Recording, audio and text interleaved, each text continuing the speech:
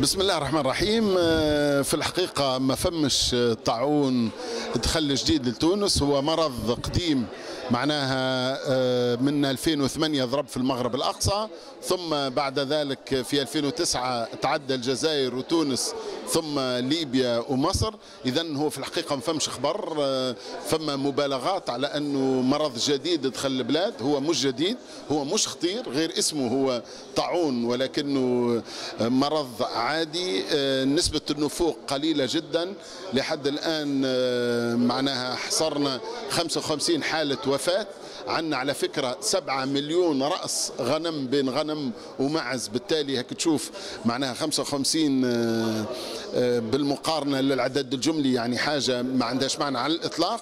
هذا بالإضافة أنه وقت اللي يمس قطيع من القطعان بعد ما ربما تموت شاة ولا اثنين، ولكن بعد القطيع يطعم بشكل طبيعي بالاحتكاك مع الشياه المرضى، وهذا في حد ذاته خلى الدولة رغم اللي شرات دي فاكسان بكميات كبيرة ما وقعش استعمالها على الإطلاق.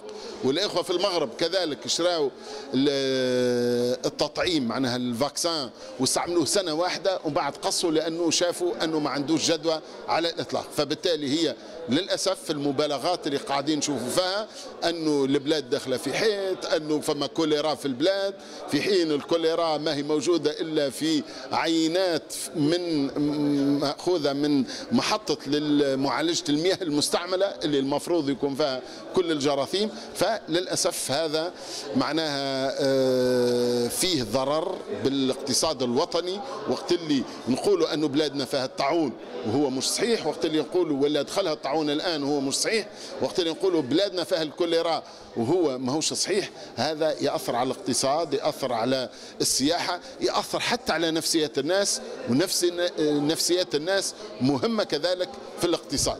فهذا شيء يؤسف له.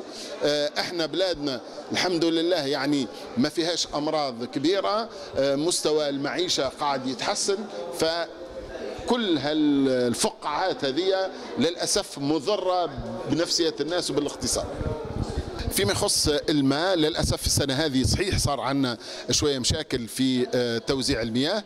المشكل هذا بدأ ينقص. احنا بدأ هذايا تقريبا بداية شهر جويليا، احنا الآن في أوت مازالت بعض الاضطرابات للأسف، لأنه الدولة ما اعطتش أهمية للقطاع هذا وما مكنتش الشركة الوطنية لاستغلال وتوزيع المياه من المشاريع اللي كانت تحب تعملها، واللي للأسف هي كذلك معناها وخرت في دراستها. فهناك عوامل عديدة خلات أنه تقصير من الشركة ولا بعض مسيريها خاصة في تحضير الدراسات ومعناها فرض أمر واقع وتنبيه السياسيين على أنه لو ما يتمش هالأمر هذا مش يصير فما اضطرابات في التوزيع.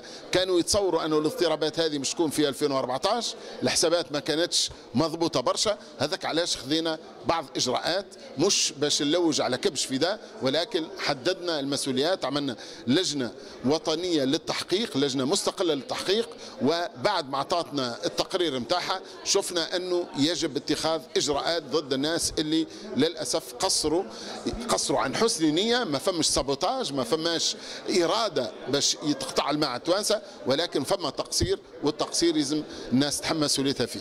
لا بأس صحتي فقط لضرورة طبية، ما عندهاش علاقة يعني لا بعنف تسلط علي ولا أنا تسلطت بعنف على غيري، هي فقط لأني عندي أدوية ناخذها في العرق فيلزم تبقى الزريقة في اليد، فهذا كل ما في الأمر.